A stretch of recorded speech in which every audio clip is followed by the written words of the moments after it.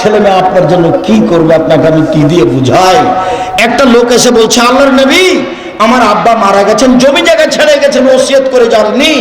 আমি যদি এখন আমার আব্বার নামে দান করি তাহলে আমার আব্বার পাপ মিটে যাবে কি? আল্লাহ রাসূল বলেন, নাম হ্যাঁ, হাদিস বুখারী মুসলিম, তোমার আব্বার পাপ মিটে যাবে।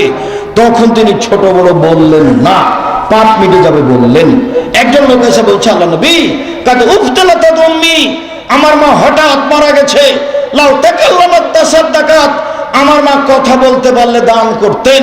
আফা উসাদ্দাকা আনহা, আমি কি এখন আমার মায়ের নামে দান করতে পারি? ওয়ালাহা সওয়াব, আমার মায়ের নেকি হবে কি? কালা নাম, আল্লাহ রাসূল বলেন হ্যাঁ। বুখারী মুসলিম।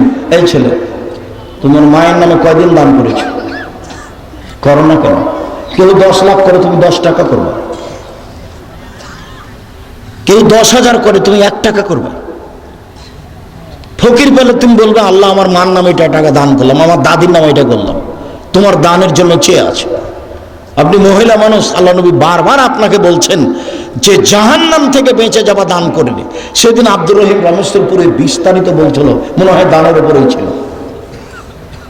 কি বিষয়ে ছিল? কোরআন না দানের উপরে ছিল নাকি? কোরআনের উপরে। কোন জায়গাতে দেখি দানের উপরে বলছে, খুব বিস্তারিত বলছে দানের উপরে, এমন তথ্য পেশ করছে যা আমি কোনোদিন খেয়ালও করিনি। দানের উপরে আব্দুর রহিম কথা বলছিল। সম্মানিত দিনী ভাই বোন, সালাত কবুল হয় তাহলে অন্যান্য ইবাদত কবুল হবে, আর যদি সালাত কবুল না হয় তাহলে অন্যান্য ইবাদত বাতিল হবে।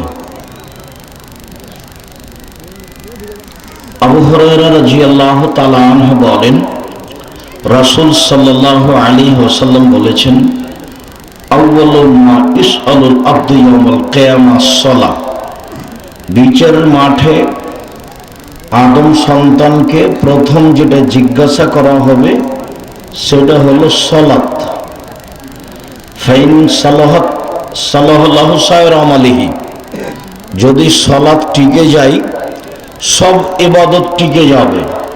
ওয়াইন ফাসাদাত ফাসাদাল্লাহু সায়রা আমালিহি, যদি সালাত বাতিল হয়, সালাত না থাকে, তাহলে সব ইবাদত বাতিল বলে গণ্য হবে। সালাত এমন একটি ইবাদত যার উপরে নির্ভর করে অন্যান্য ইবাদত। সালাত কবুল হলে বাকি ইবাদত কবুল হবে, সালাত কবুল না হলে বাকি ইবাদত কবুল হবে না। সম্মানিত দিনী ভাই বোন, আপনারা যে যেখানে আছেন, আপনাদের চলাচল বন্ধ করে, কথাবার্তা বন্ধ করে, দোকানপাট লেনদেন ক্রয় বিক্রয় বন্ধ করে গুরুত্বপূর্ণ আলোচনা শোনার জন্য সামনে এসে বসে আলোচনা শুনুন। জায়গা থাকলে পিছনে বসে পড়তে হবে। যারা ছেলেরা দায়িত্বে আছো তারা খুব সোচ্চার সতর্ক হও।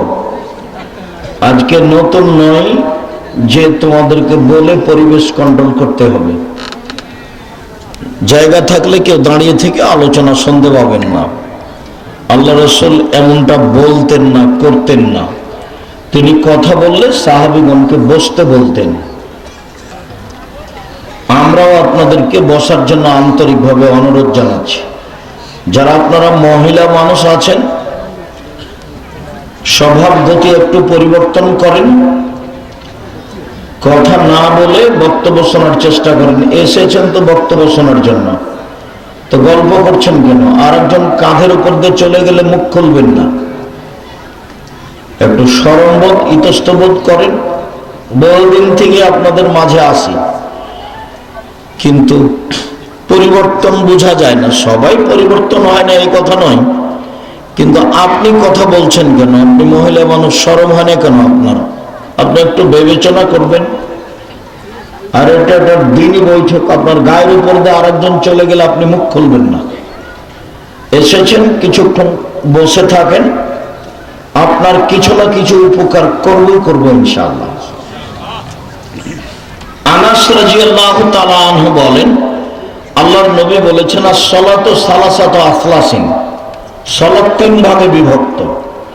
আত-তাহুরু সালাসুন, ওযু হলো 3 ভাগের 1 ভাগ।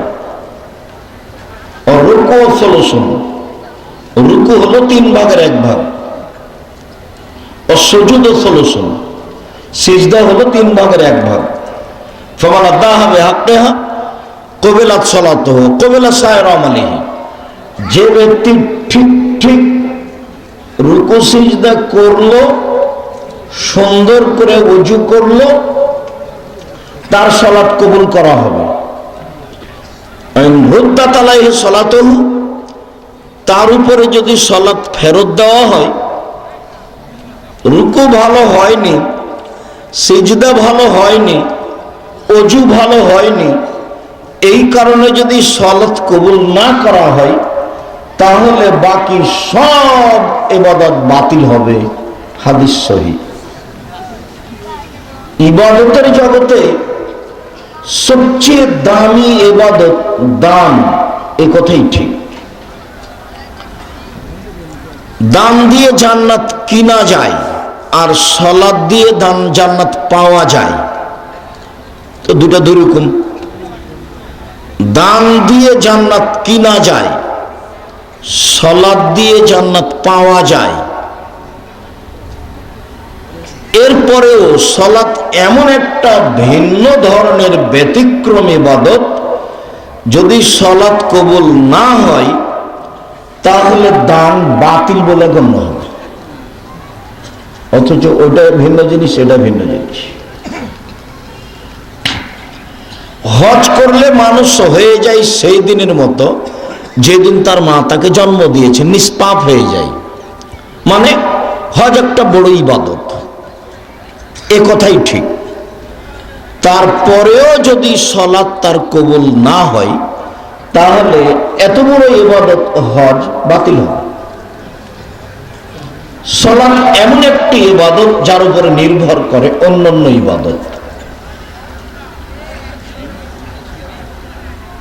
এখানে একটা কথা থাকছে, সুন্দর ওযু, রুকু, সিজদা, যা সময়ের গতিতে আসবে। আমরা সালাত ও ওযু নিয়ে দুটা কথা বলি।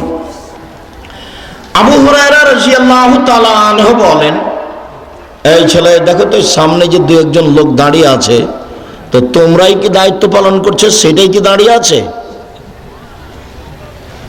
না আমি ভুল বুঝছি? তোমরা কি করছো? তোমরা পাহারা দিতে পারো না? কয়জন তোমাদের জিম্মেদারিতে আছে? তোমরা দাঁড়িয়ে থাকো এইখানে, মধ্যে সেই মাথার দিকে দাঁড়িয়ে থাকো। তোমরা আমাদের ডেকে নিয়ে এসেছো, তোমরা কোথায়? খেয়ে বেড়াচ্ছ নাকি? আল্লাহ রাসূল বলছেন, আলা আদুল্লুকুম আলা মা ইয়ামহুল্লাহু বিহিল খাতায়া ওয়া ইয়ারফাউদ দারজাত। সাহাবীগণ শোনো, আমি কি তোমাদের একটা আমলের কথা বলে দিব না, যাতে পাপ মিটে যাবে, মান বেড়ে যাবে? সাহাবীগণ শোনো, আমি কি তোমাদের একটা আমলের কথা বলে দিব না, যাতে পাপ মিটে যাবে, মান বেড়ে যাবে? কালু বালা। সাহাবীগণ বলেন, হ্যাঁ বলেন, এটা তো ভালো কথা যে পাপ মিটে যাবে, মান বেড়ে যাবে, পাপ মিটে যাবে, মান বেড়ে যাবে, কথা তো খুব ভালো। তখন আল্লাহর নবী বলছেন, শোনো, এক, ইসবাগুল ওযু, সুন্দর করে ওযু করলে পাপ মিটে যায়, মান বেড়ে যায়। দুই, কাসরাতুল খোতা ইলাল মাসাজিদ, পায়ে হেঁটে মসজিদে গেলে পদক্ষেপ অনুযায়ী নেকি হয়। পায়ে হেঁটে মসজিদে গেলে পাপ মিটে যায়, মান বেড়ে যায়। তিন, ইন্তেজারু সালাত বাদে সালাত, জোহরের পরে আসর পড়ব, আসরের পরে মাগরিব পড়ব, বা মসজিদে গিয়ে সালাত আদায় করব, মর্মে বসে বসে অপেক্ষা করলে পাপ মিটে যায়, মান বেড়ে যায়। এক, ওযু করলে পাপ মিটে যায়, মান বেড়ে যায়। দুই, পায়ে হেঁটে মসজিদে গেলে পাপ মিটে যায়, মান বেড়ে যায়। তিন, সালাতের পরে সালাতের জন্য অপেক্ষা করলে পাপ মিটে যায়, মান বেড়ে যায়। ওযু নিয়ে এখানে একটা বাক্য বলে আমরা সামনের দিকে আবার এরকম একটা হাদিস পড়ি।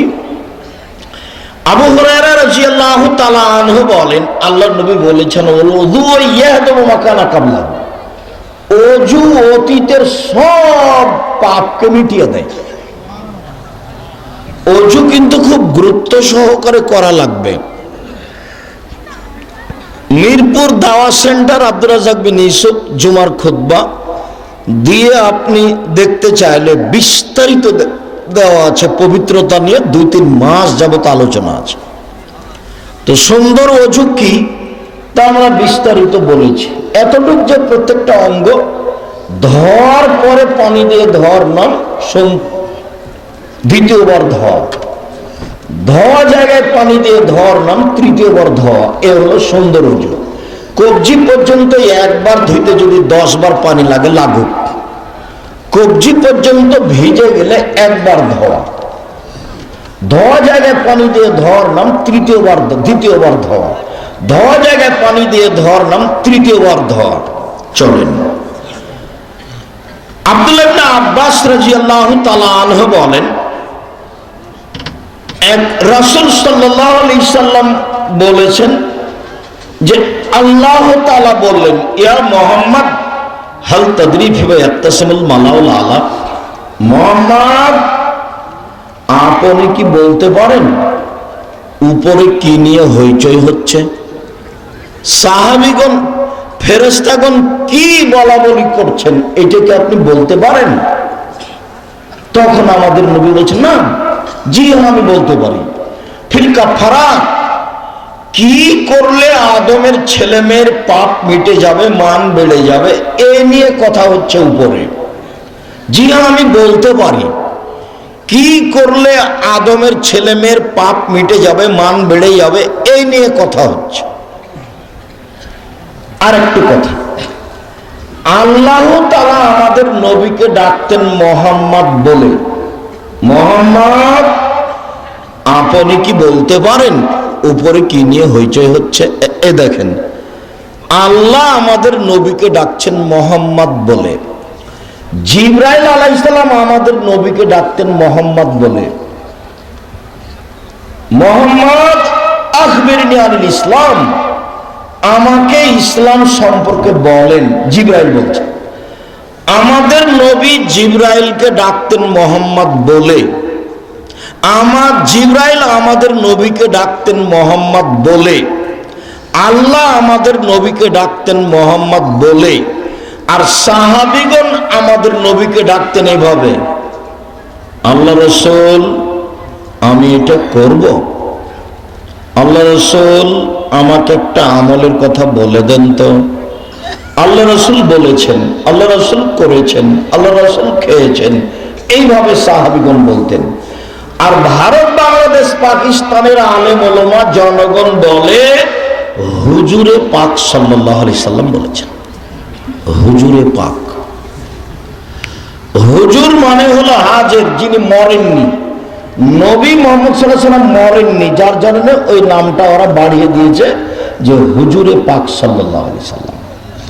তাহলে আল্লাহ বলতেন মুহাম্মদ, জিবরাইল বলতেন মুহাম্মদ, সাহাবীগণ বলতেন আল্লাহর রাসূল করেছেন, খেয়েছেন, দিয়েছেন। আর ভারত, বাংলাদেশ, পাকিস্তানের লোকজন বলে হুজুরে পাক সাল্লাল্লাহু আলাইহি সাল্লাম বলেছেন। সাহাবীগণ যেটা বলতেন সেটাই বলতে হবে।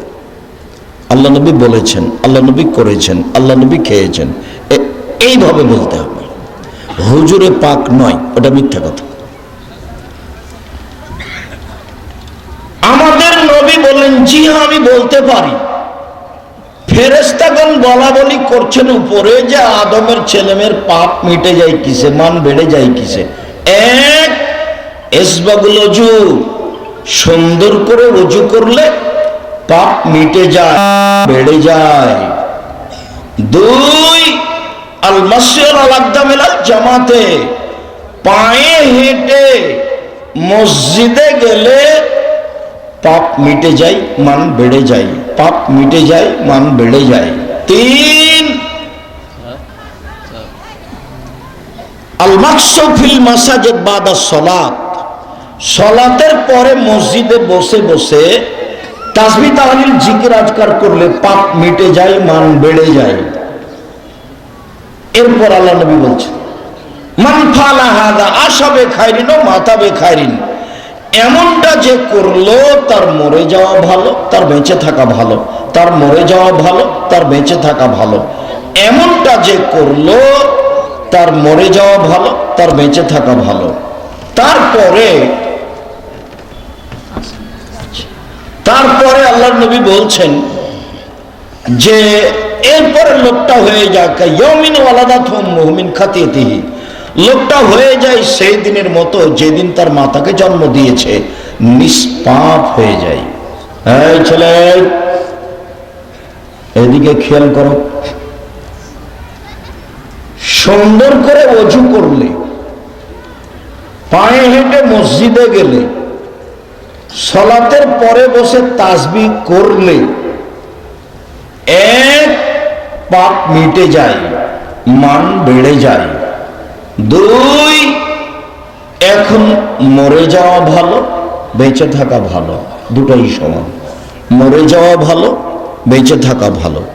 তিন, লোকটা হয়ে যায় সেই দিনের মতো যেদিন তার মাতাকে জন্ম দিয়েছে, নিষ্পাপ হয়ে যায়। মনে থাকবে না মনে হয়?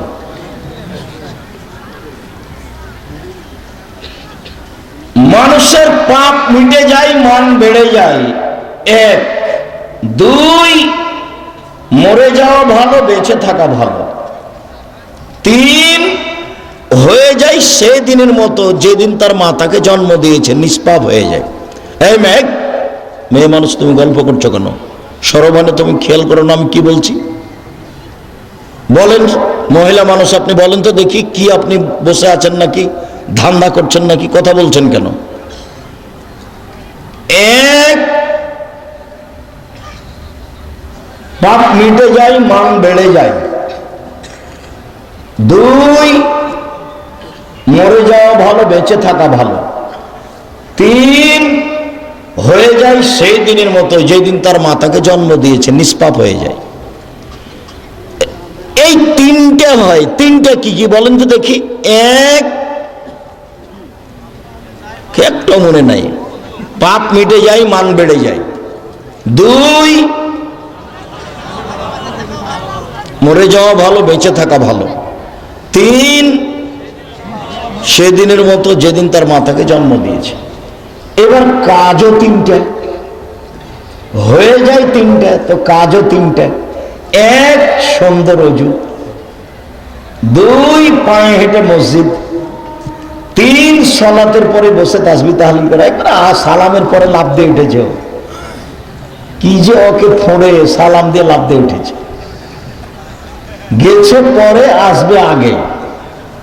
মানে ইবাদতের সাথে তার ভালোবাসা নেই। কার চাপে গেছে, মহিলা পুরুষ সব একে ঠক ঠক করে সিজদা দিল, কি যে বললো না বললো শেষ। পরিবর্তন হতে হবে, আপনার পরিবর্তনের জন্য এসেছে। অযথা মারামারি করে, মানুষের সাথে অন্যায় অবিচার করে, মানুষের প্রতি জুলুম নির্যাতন করে, মানুষকে অপমান করে দুদিন বেঁচে থাকার চেষ্টা করিয়েন না। সদাচরণের কথা আপনাকে আমি অনেক বলেছি। সদাচরণ এমন একটা ইবাদত যে ও নেকির পাল্লায় সবচেয়ে ভারী নেকি হলো সদাচরণের নেকি, ভালো আচরণের। আচরণটা একটু ভালো করেন, মুখখানে একটু ভালো করেন, বউকে গালি দিবেন না, মানুষজনকে গালি দিবেন না, ক্ষমতা দেখাবেন না, দাপট দেখাবেন না। মাটির মানুষ, বাস এসেছি চলে যাব। কারো ক্ষতি করবেন না, কারো ব্যাপারে মামলা করবেন না, প্রতিশোধ নেবেন না, প্রতিশোধের পাতা ছেড়ে দেবেন। এভাবে প্রতিশোধ নেই, প্রতিশোধ নেই, প্রতিবাদ নেই, প্রতিশোধ নেই, মামলা নেই। কই আমার বিরুদ্ধে কেউ যদি বলে, বলতে বলতে যখন থেমে যায় গালি দিতে দিতে, তখন আমি আবার রিং দিয়ে বলি, ভাইজান না আপনার মনে হয় মোবাইলে টাকা শেষ হয়ে গেছে। আরো কিছু যদি গালি থাকে তো এই যে বলে নেন এখন। আর তো নেটে যে যেভাবে চায় একবারে ধুয়ে ছেড়ে দেয়, ওর আমি নামও নিনে। ওকে গালি দেওয়া, পেশাব করে দেওয়া তো বহু দূরের কথা, ওটা তো প্রশ্নই আসে না। 90 সাল থেকে মাঠে আছে, 90 সাল থেকে এখন পর্যন্ত মানুষের বিরুদ্ধে কথা বলার প্রয়োজন হয়নি। বারবার করতেছে।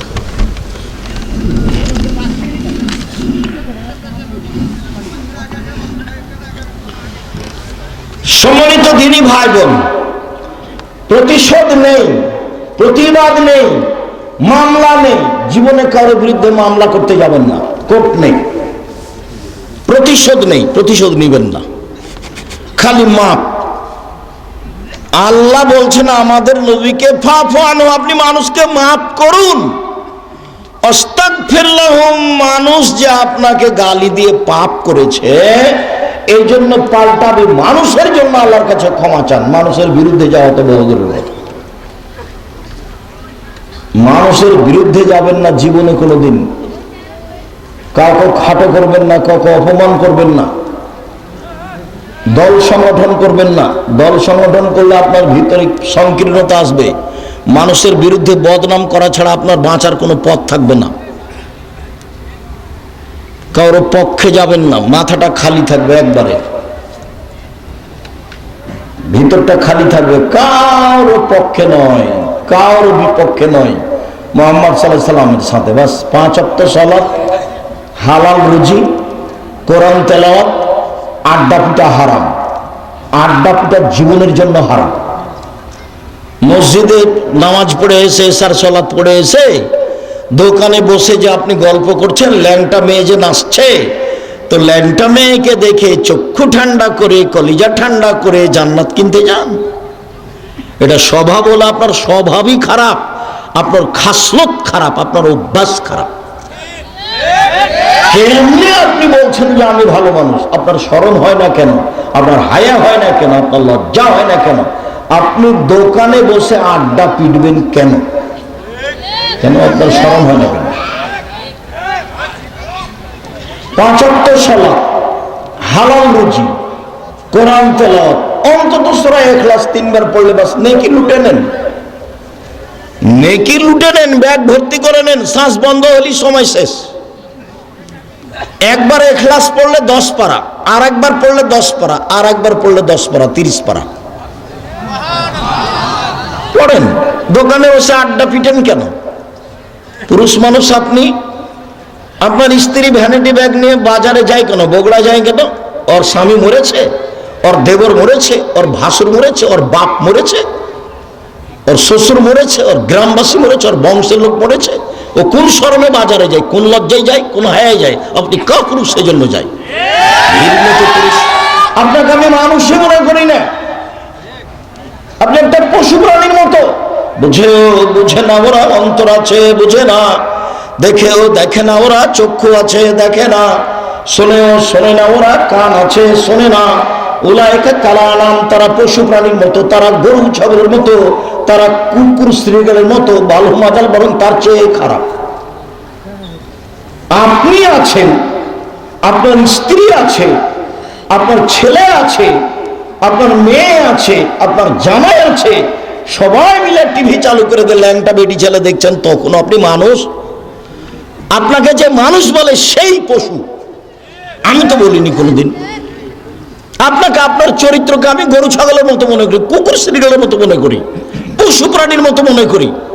আর আপনার বিদ্যাকে আমি কবর দিতে এসেছি 30 বছর থেকে বলছি, 34 বছর থেকে বলছি।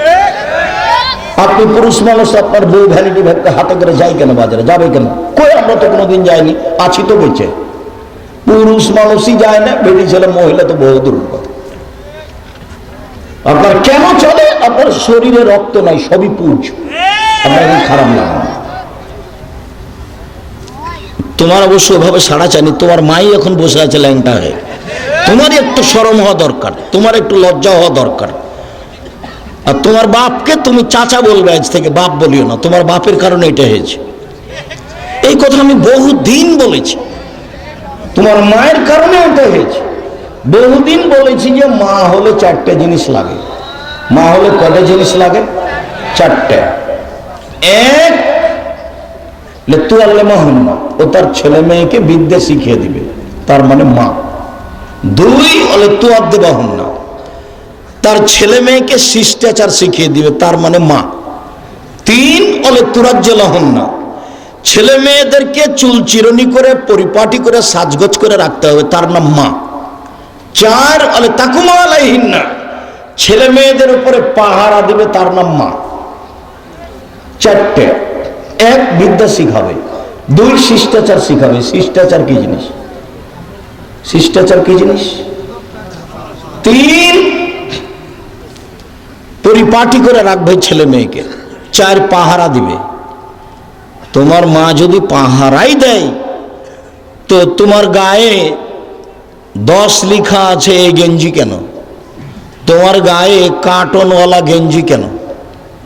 তোমার মা যদি পাহারাই দেয় তাহলে তোমার বোনের নখটা বড় কেন? তো নখ বড় রাখে ইহুদি খ্রিস্টানদের পতিতালয়ের মেয়েরা। তোমার বোনের নখটা বড় কেন? তোমার মা যদি পাহারাই দেয় তো তোমার বোনের নখ বড়, নখে নেইল পালিশ আছে, ভুরু তুলে চিকন করে রেখেছে, এটা শিষ্টাচার হলো কি? তোমার মা কি পাহারা দেয়? তোমার নানা তোমার মায়ের বিবাহ দিয়েছে, স্বামীর কাছে গেছে, তাই তোমরা হয়ে গেছে। তোমার মা শিষ্টাচার জানে না কি জিনিস? এমনি খাই থাকে পশু প্রাণীর মতো, গরু ছাগলের মতো। তুমি যেমন দোকানে বসে আড্ডা পিটো, ল্যাংটা মেয়ে নাচে বসে আরেকজনের বদনাম করো। বহুদিন থেকে বলছে 3টা কাজ করো, জান্নাত পাওয়া যাবে। 1, মুখখান বন্ধ রাখতে হবে। 2, জরুরি প্রয়োজন ছাড়া বাইরে যাওয়া হবে না। 3, পাপের জন্য কাঁদতে হবে। আল্লাহ নবী বলছেন কেউ যদি পাপের জন্য কাঁদে, গাভীর বান ওলান থেকে চাপ দিয়ে দুধ বের করে ভিতরে ঢোকানো যায় না, যেমন এইটা যেমন অসম্ভব, আল্লাহর ভয়ে কাঁদে যে সে জাহান্নামে যাবে না, তার জাহান্নামে যাওয়া তেমনি অসম্ভব। 1, মুখটা বন্ধ রাখতে হবে। 2, জরুরি প্রয়োজন ছাড়া বাড়ির বাইরে যাওয়া যাবে না। 3, পাপের জন্য কাঁদতে হবে। 1, 5 ওয়াক্ত সালাত। 2, হালাল রুজি। 3, কোরআন তেলাওয়াত। 4, আড্ডা পিটা হারাম। বাড়িতে কারফিউ জারি থাকবে, 10টার পরে কেউ ঘুমাবে না পড়াশোনা ছাড়া। একরাহুল কালামা বাদাল ইশায়ে ওয়া একরাহুন নামা কাবলাল ইশায়ে। আল্লাহর নবী এশার সালাতের পরে কথা বলা ঘৃণা করতেন। আল্লাহর নবী এশার সালাতের পূর্বে ঘুমিয়ে যাওয়াকে ঘৃণা করতেন। এটা নীতি, এটা শিষ্টাচার, এটা নীতি, এটা শিষ্টাচার। একবারে বাড়িতে কারফিউ জারি থাকবে, 10টার মধ্যে সবাই ঘুমিয়ে যাবে। 2টা, 1টা, 3টা পর্যন্ত গল্প চলছে, মা বেটি বোন সব গল্প করছে, টিভি চলছে। এরা গরু ছাগল, কুকুর শ্রীগাল, পশু প্রাণী। ইতর শ্রেণীর মানুষেরা, নিম্ন শ্রেণীর মানুষেরা, অশিক্ষিত মানুষেরা, অভদ্র মানুষেরা, এদের কাছে বিদ্যা নেই, এদের কাছে বুদ্ধি নেই, এদের পশু প্রাণীর মতো জীবন। বোঝে না, ওরাও অন্তর আছে, বুঝে না, বুঝা দরকার। দেখেও দেখে না, ওরা চক্ষু আছে, দেখে না। শোনেও শোনে না, ওরা কান আছে, শোনে না। উলায়েকা কালানাম, তারা পশু প্রাণীর মতো, তারা গরু ছাগলের মতো, তারা কুকুর শ্রেণীর মতো। বালুমাজাল, বরং তার চেয়ে খারাপ। বাস 10টায় ঘুমিয়ে যাবে, আর 3টায় উঠবে। কতক্ষণ ঘুম হলো?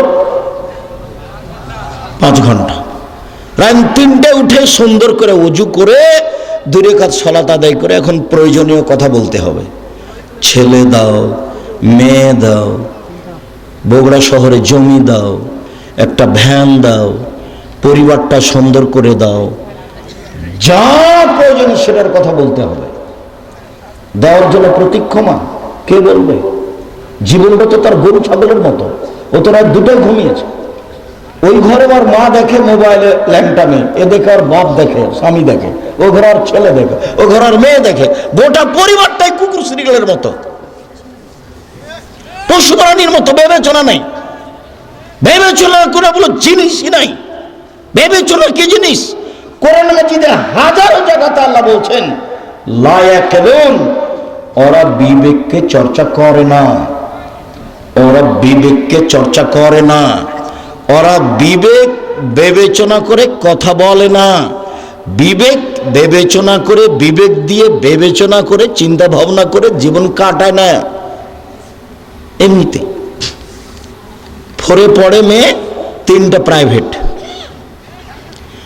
9-এ পড়ে তো 5টা প্রাইভেট। ইন্টার পাস করেছে, কলেজে বিশ্ববিদ্যালয়ে ভর্তি হবে, তো জয়টা সাবজেক্ট তয়টা প্রাইভেট। মাও জানে না কি জিনিস, বাপও জানে না কি জিনিস, বাস মেয়ে ভালো। সব জায়গাতেই বলছে মেয়ে আমার খুব মেধাবী, সব জায়গাতেই বলছে। জানেন না আমার মেয়ে ঢাকা বিশ্ববিদ্যালয়ে চান্স পেয়েছে, আমার মেয়ে লন্ডনে পড়ে। এটা নিয়েও ব্যস্ত। ও ডাক্তারি পড়াচ্ছে, ও তো ডাক্তার, আরো 5 জন পুরুষের সাথে ওই মহিলাকে থাকতে হয়। তখন একটা মেয়েকে উলঙ্গ করে রাখা হয় অপারেশনের জন্য। সবাই একসাথে আছে, হাসাহাসি করছে, লাফালাফি করছে। সরকার ইন্ডিয়া থেকে মহিলা ডাক্তার নিয়ে এসে মহিলা বিশ্ববিদ্যালয় খুলে পড়াবে, আর নাহলে মেয়েকে পড়াতে হবে না। পুরুষদের চিকিৎসা চলে, যে কোনো চিকিৎসা পুরুষ দিয়ে চলে। রুচি হয় না, নেবেন না। বাঁচতেই হবে, মরে যাবো, তাতে কি আছে? আমি তো করোনা দিয়ে মাস্ক দিয়ে বাঁচতে চাইনি। আমি বিমানেও বলেছি, আমি ওই কি ওটার নাম দুবাইও বলেছি যে আমি মাস্ক লাগিয়ে ভাগ্য বাড়াতে রাজি নই। পৃথিবী সৃষ্টির 50,000 বছর পূর্বে যেভাবে আমার ভাগ্য লিখা হয়েছে তাতে আমি সন্তুষ্ট। সেই দিন যদি আমার ভাগ্যে করোনা লেখা থাকে, আজকে যদি আমি পাথরের ভিতরে ঢুকি, তবুও করোনা আমাকে ধরবেই। আর সেই দিন যদি আমার ভাগ্যে করোনা লেখা না হয়ে থাকে, যার করোনা হয়েছে ওর গায়ের সাথে যদি আমি গাও লাগিয়ে বাকি জীবন থাকি, আমাকে করোনা ধরবে না। আমি ভাগ্যকে এভাবে বিশ্বাস করি। বরং করোনা ভাগ্যে লেখা হয়েছে, ওটা কেটে দেওয়ার 2টা পথ আছে। করোনা ভাগ্যে লেখা হয়েছে, এটা কেটে দেওয়ার 2টা পথ আছে। এক, লাইরদুল কাজা ইল্লা বিদুআয়ে, ভাগ্য পরিবর্তন করা যায় দোয়া দিয়ে। রাতে উঠে কান্নাকাটি করলে যেটা ভাগ্যে লেখা আছে আল্লাহ ওটা কেটে নতুন ভাবে লিখে দেবেন। আরেকটা বুখারী মুসলিমের হাদিসে এসেছে, মান সাররাহু ইয়াবসুতাল্লাহু ফি রিজকিহি ওয়া ইউসরা ফি আসরিহি ফালাইসাল রাহিমাহু। কেউ যদি চায় আল্লাহ আমার টাকা পয়সা বেশি করে দাও, কেউ যদি চায় আমার বয়সটা একটু বেশি করে দাও, তাহলে সে যেন সদাচরণ করে। সদাচরণ, দল করলে সদাচরণ টিকবে না, সংগঠন করলে সদাচরণ টিকবে না, প্রতিবেশীর সাথে ঝগড়া করলে সদাচরণ টিকবে না, মামলা করলে সদাচরণ টিকবে না, ক্ষমতা দেখালে সদাচরণ টিকবে না। মাটির মানুষ নরম হয়ে বাঁচেন। ফেরাউন ডুবে গেছে, আর আপনাদের নেত্রীর বয়স মাত্র 45 মিনিট। তো ক্ষমতা দেখাবেন কেন? ক্ষমতা দেখাবেন কেন? ক্ষমতা দেখিয়ে, দলীয় দাপট দেখিয়ে বেঁচে থাকার চেষ্টা করিয়েন না। হ্যাঁ, এইরকম কথা বলে বেঁচে থাকার চেষ্টা করিয়েন না।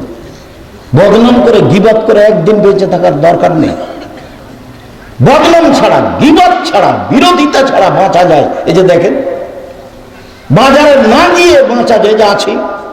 বউ তো বহু দূরের কথা, বউ বাজারে যাবে এটা বউ তো স্বপ্নেও দেখে না। আব্দুল্লাহর মা বাজারে যাবে এটা আব্দুল্লাহর মা স্বপ্নেও দেখে না। বাজারে যাওয়া তো বহু দূরের কথা, ভ্যানিটি ব্যাগ তো বহু দূরের কথা।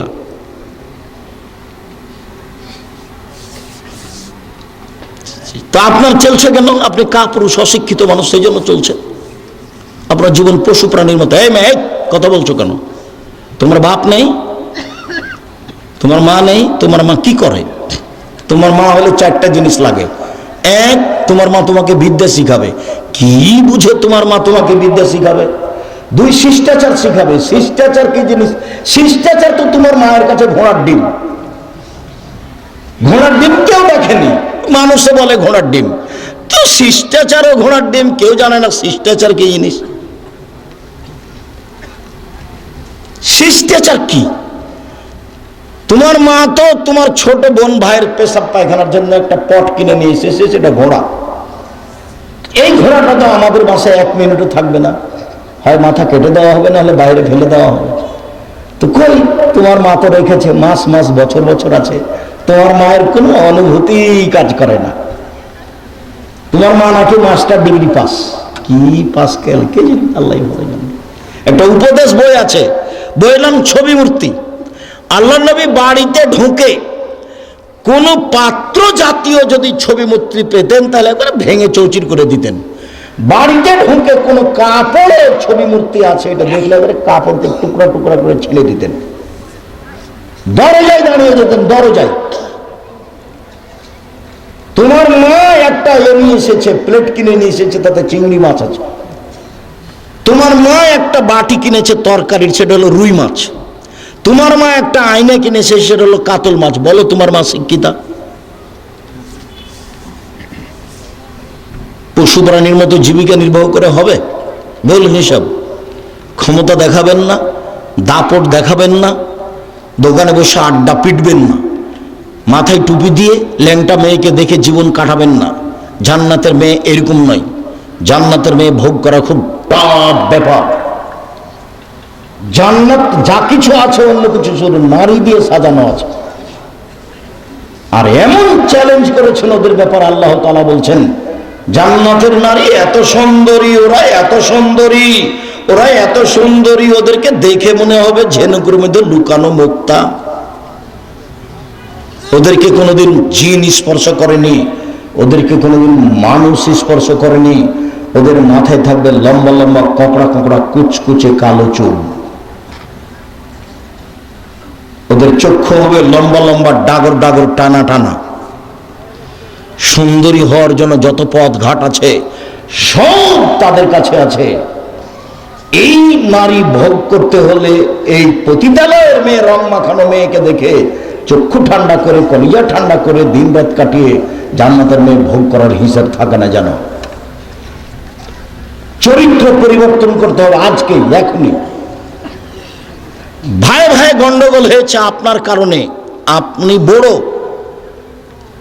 আর আপনার ছোট ভাই ছোট, এরপর আপনার ছোট ভাইকে হাত ধরে ক্ষমা নিতে হবে, আজকেই নিতে হবে। আপনাকে ক্ষমা নিতে হবে। গন্ডগোল আপনার বড় ভাইয়ের কারণে হয়েছে। মহিলা মানুষ আপনি ছোট, যা বুঝেন আপনারা, যা বড় জায়ের কারণে গন্ডগোল হয়েছে, আপনি ছোট, আপনাকেই আপনার বড় জায়ের হাত ধরে ক্ষমা নিতে হবে, আজকে নিতে হবে। মানুষের মতো চলতে হবে। জায়ের বদনাম করে, বোনের বদনাম করে, ভাইয়ের বদনাম করে দিন কাটিয়ে লাভ নাই।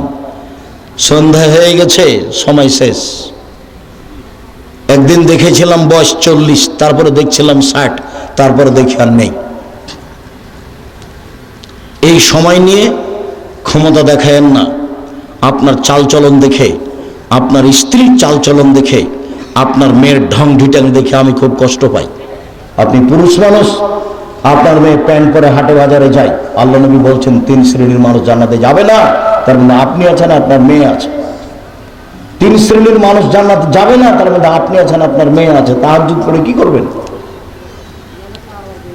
কিছু যদি করতে হয় এশার সালাতের পরে ঘুমিয়ে যেতে হবে, 3টে 4টায় উঠতে হবে, সুন্দর করে ওযু করতে হবে, 2 রাকাত সালাত আদায় করতে হবে, হাত তুলে কান্নাকাটি করে বলতে হবে আল্লাহকে যে আমার মেয়ে প্যান্ট পরে আছে, তুমি পোশাক পরিবর্তন করে দাও আমার মেয়ের। কবুল হবে। আমার ছেলে দাড়ি চাঁচে, প্যান্টটা টাকনোর নিচে রাখে, আড্ডা পিটে বেড়ায়, শয়তানি করে দিন রাত 12টা 1টার সময় আছে, ছেলে ফিরিয়ে দাও, আমি ভালো ছেলে চেয়েছি, এটা চাইনি, কান্নাকাটি করে বলেন, কবুল হবে ইনশাআল্লাহ। সময় লাগতে পারে। ইয়াকুব আলাইহিস সালাম ছেলে হারিয়ে গেল, 25 বছর পরে ফেরত পেয়েছিলেন। বাপও নবী, ছেলেও নবী। ইয়াকুবও নবী, ঈসুফও নবী। ইয়াকুবও নবী, ঈসুফও নবী। ছেলে ফেরত পেয়েছিলেন প্রায় কতদিন পরে? 25 বছর পরে। দোয়া করতে থাকেন, একদিন কবুল হবে ইনশাআল্লাহ। নিরাশার কিছু নেই। আল্লাহ নিরাশা হতে নিষেধ করেছেন, বলেছেন যে নিরাশা কাফের হয়, কাফের হিন্দু নিরাশা হয়, মুসলমান হয় না। কবুল হবে একদিন, না হবে আবার এই কথার কোনো দাম আছে, এটা আল্লাহ আমাকে দিবে। তার কার্পণ্যতার প্রয়োজন নাই। তিনি গফফার, তিনি রহমান, তিনি রাহিম, অভাব নেই। তো নিতে চায় না। আপনি তো ঘুমিয়েছেন 2টার সময়, 3টার সময়। আপনার বউয়ের তো স্বভাব খারাপ, ও তো সবসময় বড় মোবাইল দেখে, ল্যাংটা মেয়ে দেখে, জেনা দেখে, সারা পৃথিবীর যা কিছু হয়েছে অশ্লীল কাজ সব কিছু দেখে। তো কি বলবো আল্লাহকে? ওর মুখ খারাপ, ওর স্বভাব খারাপ, ওর খাসলত খারাপ, ওর অভ্যাস খারাপ, ও কি করবে? নরম হতে হবে, মুখখান বন্ধ করতে হবে, একেবারে সবকিছু বন্ধ। মাটির মানুষ, বাস হালাল রুজি, 5 ওয়াক্ত সালাত, কোরআন মাজিদ তেলাওয়াত, আড্ডা পিটা হারাম, সহজে জান্নাত পাওয়া যাবে। সম্মানিত দিনী ভাই বোন, এক, সুন্দর ওযু, দুই, পায়ে হেঁটে মসজিদ, তিন, সালাতের পরে বসে বসে তাসবিহ তাহলিল জিকির আজকার করা। পাপ মিটে যাবে, মান বেড়ে যাবে, পাপ মিটে যাবে, মান বেড়ে যাবে। বেঁচে থাকা ভালো, মরে যাওয়া ভালো, বেঁচে থাকা ভালো, মরে যাওয়া ভালো। লোকটি হয়ে যাবে সেই দিনের মতো যেদিন তার মাতাকে জন্ম দিয়েছে, নিষ্পাপ হয়ে যাবে। হাদিস বুখারী মুসলিম, এখানে আমার কিছু বানানো কথা নেই। জাতির যদি রাস্তাঘাট করে দিতে না পারি, জাতির যদি স্কুল কলেজ করে দিতে না পারি, জাতিকে চূড়ান্ত সঠিক ধর্ম দিতে পারবো ইনশাআল্লাহ।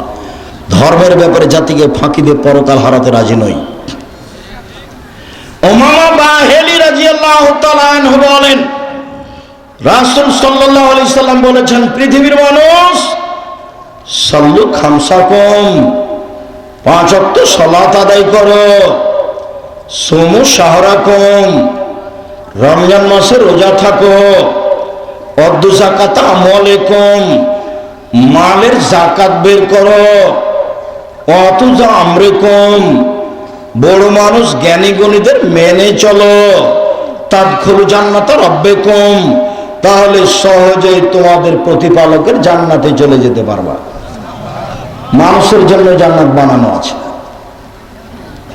মহিলাদের তো জান্নাত সহজ, জাহান্নামও যেমন সহজ, জান্নাতও তেমন সহজ।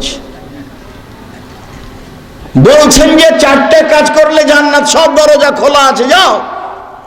1, 5 ওয়াক্ত সালাত, 2, রমজান মাসের রোজা, সেম। 3, স্বামীকে মেনে চলা, তিতা লাগলেও মানতে হবে, মিঠা লাগলেও মানতে হবে। স্বামীর মুখ যতই খারাপ হোক, আপনি চুপ থাকেন, মেনে নেন। আপনি আমার দিনী বোন, আপনাকে আমি অনেক ভালোবাসি, আপনার পরকাল ইহকাল কল্যাণ কামনা করি, মেনে নেন যে কোনো মূল্যে। জেনায় লিপ্ত হয়েন না, জান্নাতের সব দরজা খোলা। শেষ পর্যন্ত যদি স্বামীকে নাই মানতে পারেন, তাহলে খোলা তালাক করে নেন, ঝুলন্ত থাকতে হবে না। খোলা তালাক করে নেন, 30 দিন পরে বিবাহ বসবেন অন্য জায়গায়, যে কোনো সময় বিবাহ বসতে পারেন 30 দিন পর, সমস্যা নেই, খোলা তালাক করে নেন। আপনি কাজীর কাছে গিয়ে, চেয়ারম্যান মেম্বারের কাছে গিয়ে খোলা তালাক করে নিতে পারেন। এরকম করবেন না যে মুখখান খুব খারাপ স্বামীর, সেই জন্য ওর সাথে কথাই বলে না, ওর সাথে দেখাই করে না, মাস মাস, বছর বছর, দিন দিন, সপ্তাহ সপ্তাহ। কেউ যখন বাড়িতে থাকে না, তো মেয়ে আছে, তখন মেয়েকে বলছে যে খালেদা, তোর বাপকে 1 গ্লাস পানি দিয়ে। বৌমা যখন আছে তখন বলছে খালেদা, তোমার শ্বশুরকে 1 গ্লাস পানি দিয়ে আসো। কেউ যখন নাই, তখন 1 গ্লাস পানি নিয়ে ডেকেছে, তখন এভাবে দেখে ঠ্যাকস করে চলে যাচ্ছে। এটা করা হবে না, ওর সাথেই চলতে হবে, না তাকে ছেড়ে দেন। আল্লাহর বিধান আছে, আপনি ছেড়ে দিতে পারেন, তার নাম খোলা তালাক। ঝুলন্ত অবস্থায় থাকেন না, এভাবে দিন কাটাতে হবে না। জান্নাতের সব দরজা খোলা, স্বামীকে মেনেই চলতে হবে, কথাই ঠিক। নরম হতে হবে। মহিলা মানুষ মানে কি? স্বভাব নরম, কথা নরম, ভদ্র নম্র, একেবারেই নরম। স্বামীর সামনে আসবে প্রেম প্রীতি ভালোবাসা নিয়ে, সুলভ নরম আচরণ নিয়ে, নরম স্বভাব নিয়ে। স্বামী রেগে গেলে, খেপে গেলে প্রতিবাদ নেই, প্রেম প্রীতি ভালোবাসা নিয়ে, নরম স্বভাব নিয়ে, নরম ভাবে আসতে হবে। যাহাই বলিবে তাহাই শুনিবে, যদি পাপের আদেশ না হয়।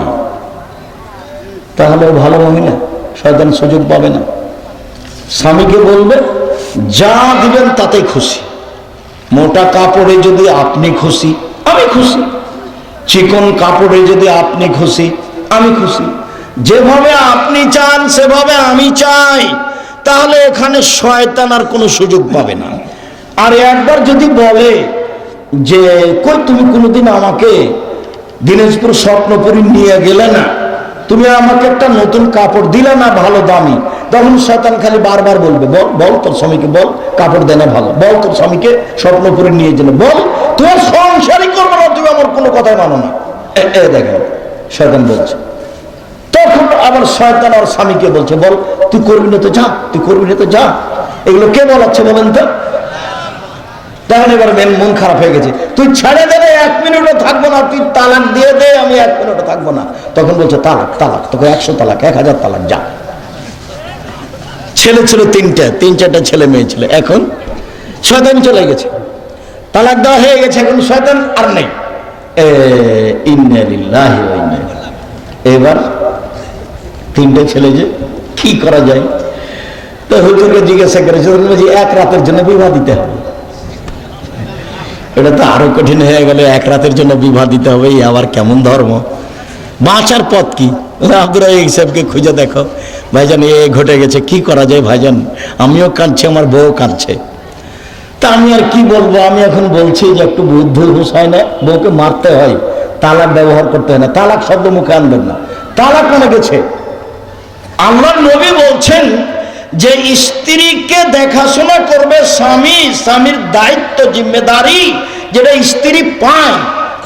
1, যে মানের খায় সে মানের খাওয়াবে। 2, যে মানের পরে সে মানের পড়াবে। 3, কটু কথা বলবে না, গালি দিবে না। ওখানে শান্তি আছে, ওখানে তৃপ্তি আছে, ওখানে ঠান্ডা আছে, সব কিছু ওখানে আছে। স্ত্রী এত আদরের, এত আদরের, ওরা হচ্ছে বগুড়া সোনাতলা হাটের আদরের মালসা, ওদের আদর করতে হয়, ওদের ঘেরে রাখতে হয়, ওদের ঢেকে রাখতে হয়। যত আদর তত তৃপ্তি, যত আদর তত তৃপ্তি, যত গালি সব গেছে, ভালো মন্দ একটার নেই, সব খালি সংসার জাহান্নাম হয়ে গেছে। 4, মুখের উপরে মারো না। আদর যদি কাজ না করে তাহলে মারা লাগতে পারে। এই যে মুখের উপরে মারো না মানে মারা লাগতে পারে। তালাক কথা বলো না, মারাই যদি লাগে তো তালাক কথা বলো না। 5, ও তোমার বাড়ি ছাড়া কোথাও যেতে পাবে না। খালার বাড়ি, ফুফুর বাড়ি, নানির বাড়ি, দাদির বাড়ি কোথাও যেতে পাবে না। বগুড়া শহর তো বহু দূরের কথা। আপনি যান কেন? মহিলা মানুষ আপনি, আপনি আমার দিনে বোন, কেন যান? এই মেয়ে, তুমি কেন যাও? তোমার ভাই নাই? এই মেয়ে, তোমার ভাই নাই, তোমার বাপ নাই? কই, আমরা তো আছি বেঁচে, আমরা কাপড় পরি না, আমরা খাই না, আমাদের বাড়িতে রান্না বান্না হয় না, আমরা এমনি থাকি। তো তোমার চলে না কেন? তুমি কেন যাবা ভ্যানিটি ব্যাগটা হাতে করে? তোমার একটু শরম হয় না কেন? তুমি এরকম স্কিন পায়জামা পরে আছো কি করে? ফ্যাশন বোরকা পরে আছো কি করে? তোমাকে আমি কতদিন থেকে বলছি এই বোরকা জ্বালিয়ে দাও। অঙ্গ প্রত্যঙ্গ মানুষকে দেখিয়ে মানুষকে পাপী করে তুমি ভালো হওয়ার চেষ্টা করিও না, এই পথ ভুল। জরুরি প্রয়োজন ছাড়া বাড়ি ত্যাগ করতে হবে না। তালাক মুখে নিয়ে আসবেন না শব্দ, যা হয়েছে হয়েছে। 2টা মারেন, 2টা কথা বলেন, কিন্তু তালাক ব্যবহার করিয়েন না। তালাক হবে বৈঠকে বসে, 5 জন 7 জন 10 জন মুরব্বীরা বসে। যদি চলতেই না পারে তাহলে মুরব্বীরা বসে এটা বিচ্ছিন্ন করবে। মুখে যখন তখন বলবেন তালাক, তোকে 100 তালাক দিলাম। আবার একদিন গন্ডগোল লেগেছে, তোকে 1000 তালাক দিলাম। আবার একদিন গন্ডগোল লেগেছে, তোকে কয়েক কোটি তালাক দিলাম। তারপরে চলছে সংসার। ধর্ম তো পাগল হয়েছে। বিবাহ বের হয়ে বিবাহ হয়েছে, দিয়ে তালাক হয়ে গেছে। তখন যে বিবাহ হয়নি তো তালাক হলো কি করে? কোর্টের বিবাহ তো বাতিল, কোর্টের বিবাহ বাতিল। মেয়ে যদি মেয়ে মানুষের বিবাহ দেয় সেটাও বাতিল, সেটা যে না। আল্লাহ রাসূল বলছে লাতু জাবজুল মারাতাল মারাতা, মহিলা মহিলার বিবাহ দিতে পারে না। ফুফুতে বলছে খালেদা শোন, ছেলেটা খুব ভালো, তোর বাপ বিবাহ দিবে না, তুই আমার কাছে চলে আয়, আমি তোর বিবাহ দিয়ে দিচ্ছি। আরে কখন কখন ফুফুর পুরুষ মানুষ হয়ে গেছে। ফুফু ফুফু কখন কি হয়ে গেছে? ফুফু পুরুষ মানুষ হয়ে গেছে। খালা কখন পুরুষ মানুষ হয়ে গেছে। বিবাহ হবে না, নিজে বিবাহ হবে না। ও তো ফেকার কথা লেখা আছে, ফেকার কথা বইয়ে লেখা আছে এইভাবে। ফেকাতে এইভাবে আছে যে রাস্তায় একটা মেয়ে মানুষ আছে, তো এরা 3 জন, তো একজন বলছে এটা আমার বউ, তখন 2 জন বলছে আমরা সাক্ষী এটা তোর বউ, বিবাহ হয়ে গেছে। আল্লাহ বলছেন যে বাপ ছাড়া বিবাহ হবে না, নবী বলছেন বাপ ছাড়া বিবাহ হবে না। আর ফেকার বইয়ে লেখা আছে এই যে 3 জন, ছেলেটা বলছে এটা আমার বউ রাস্তায়, তখন 2 জন বলছে আমরা সাক্ষী এটা তোর বউ, এই যে হয়ে গেছে। এটা শরীয়ত হয়ে আছে। সম্মানিত দিনী ভাই বোন, মনে রাখা ভালো হবে। ওবাদা ইবনে সামিত রাদিয়াল্লাহু তাআলা আনহু বলেন, পৃথিবীর মানুষ শুনে রেখো, নবী করিম সাল্লাল্লাহু আলাইহি সাল্লাম বলেছেন, as-salawatul khams, 5 ওয়াক্ত সালাত, ইফতারাজাহুন্নাল্লাহু তাআলা, আল্লাহ এটা ফরজ করেছেন। ফামান আহসানা ওযুহুন্না, যে সুন্দর করে ওযু করবে, ওয়াসাল্লাহুন্না লিওয়াক্তিহিন্না, নির্ধারিত সময়ে সালাত আদায় করবে। আশেপাশে এটা বগুড়া শহর, সূর্য ডোবার পূর্বে আসরের সালাত চলবে না, সূর্য ওঠার পূর্বে ফজরের সালাত চলবে না।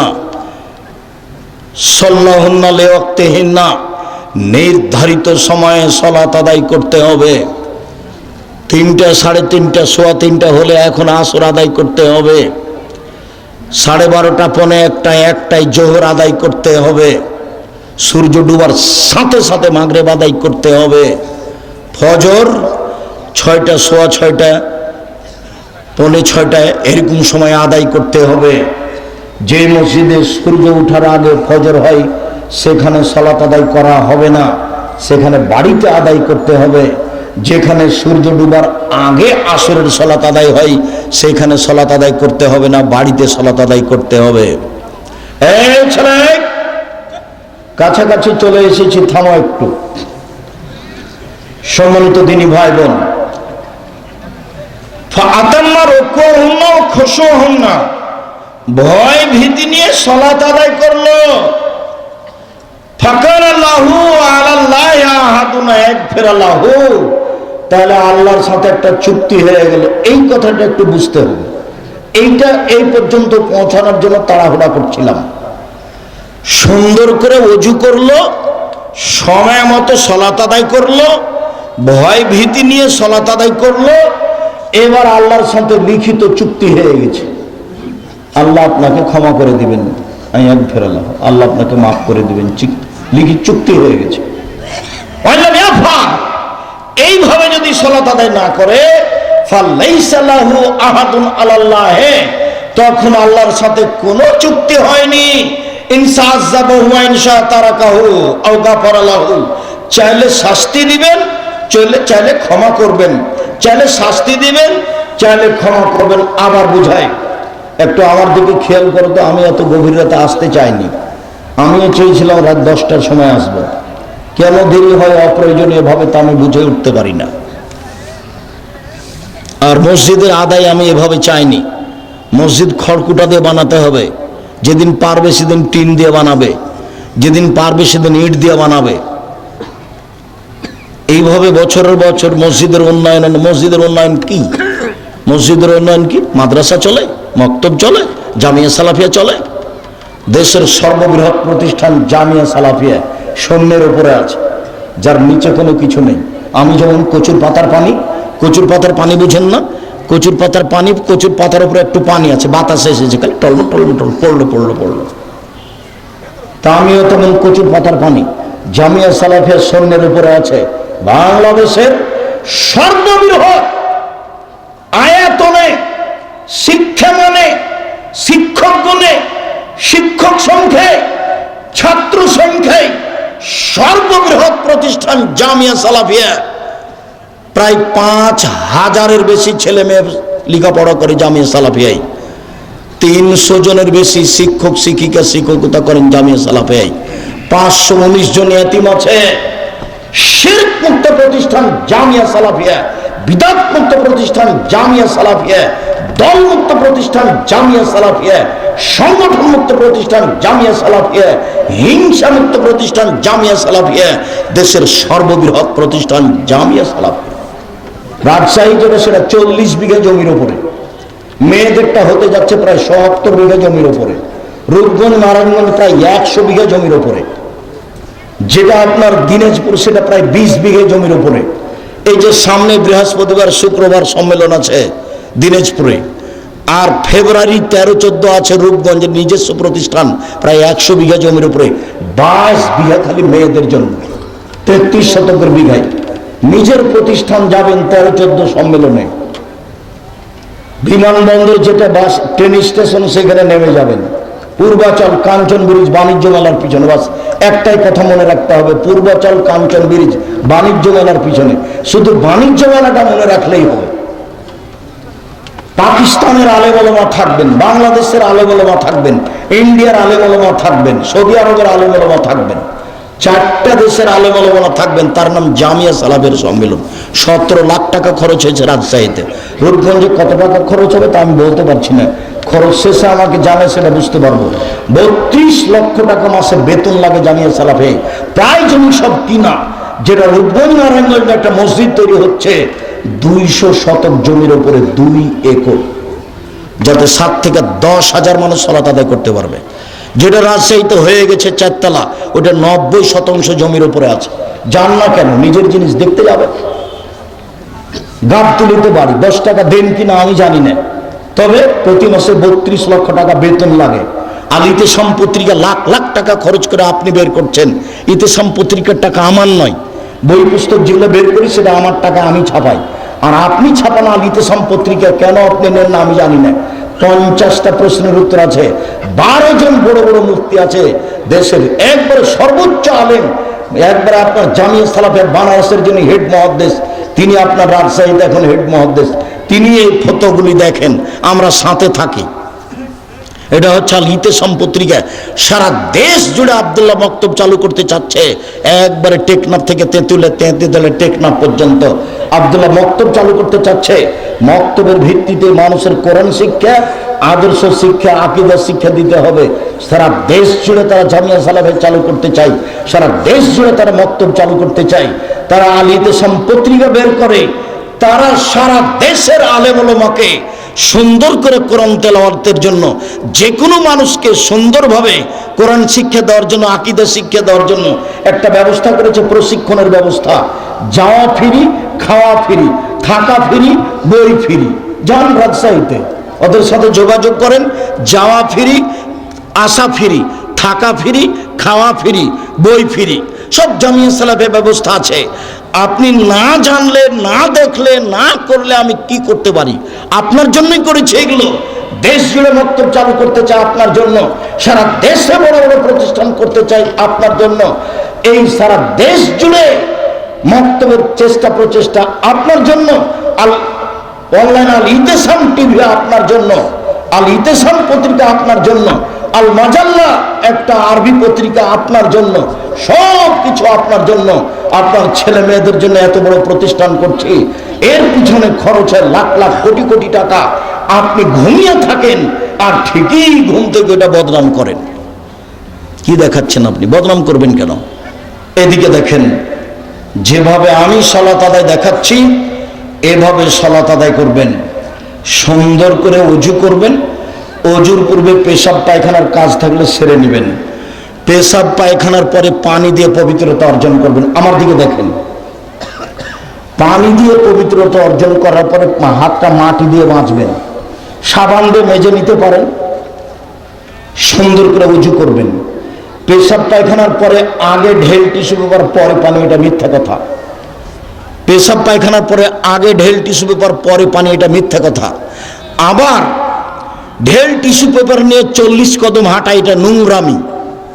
পায়ের উপরে পা উঠানো, এটা বেহায়াই। খটখট করে কাশা, এটা বেহায়াই। যদি 40 কদম হাঁটতেই হয় তাহলে তার বউ কেন ঢেল নিয়ে টিস্যু পেপার নিয়ে 40 কদম হাঁটে না? ধর্ম তার নিজের জন্য না সবার জন্য? সাথে সাথে শয়তান তাকে বেকায়দায় ফেলেছে। 40 কদম কেন? 40 ঘন্টা পরে যদি ওর টিস্যু ফেলে তাহলে মনে হবে পেশাব আসলো। শয়তান তাকে ধরেছে। আপনার স্ত্রীও পবিত্র হতে পারবে না, আপনিও হতে পারবেন না।